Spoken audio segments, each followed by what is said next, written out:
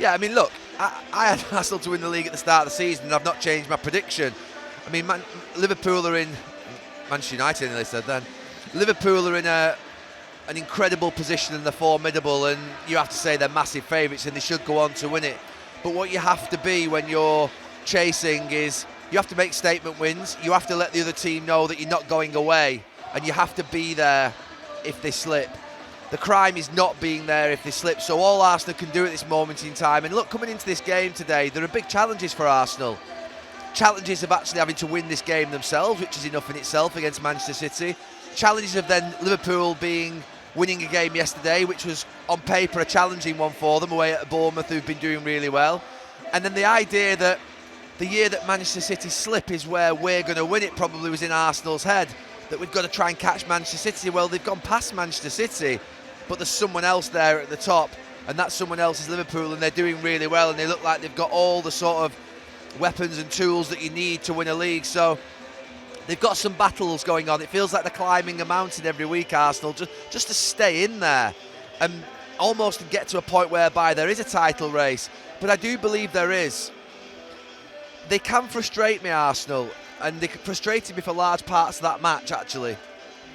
So that period of frustration, which was essentially the first half, that causes you to have misgivings, does it? Or are you not more inspired by the manner in which they did change gear after half-time? Well, look, I would say, having been there where sometimes you can sort of be 1-0 up and think you're okay in a game, and you can let the game drift and you can sleepwalk a little bit.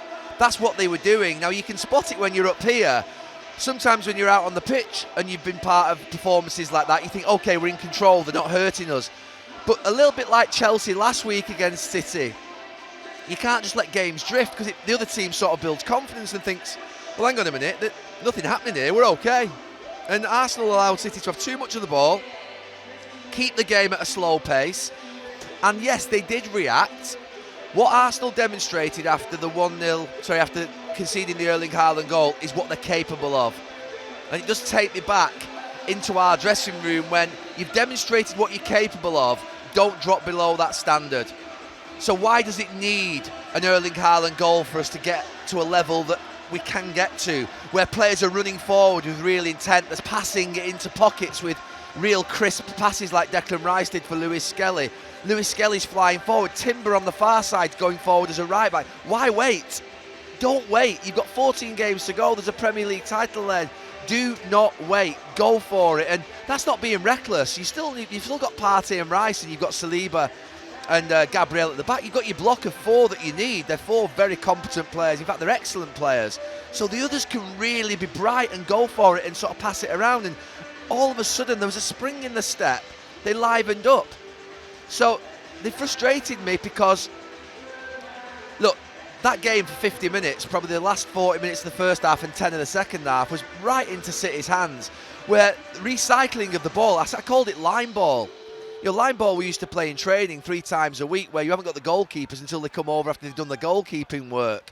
And you're basically just trying to run it over the line, and you're trying to keep the ball and not score a goal, not shoot. And that's what it felt like. Arsenal, we know, are very good at that. We know they're good at set pieces.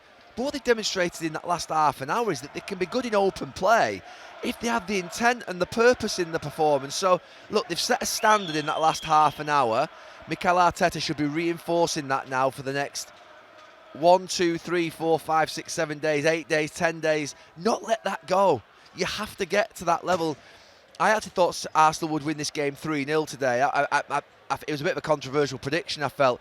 But I thought as soon as the sort of intensity of the game rose, that it would be too much for City, particularly in that midfield.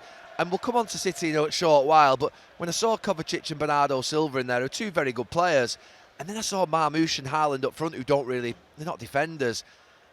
And you've got Savino on the left. I'm thinking the balance of that really wants beating.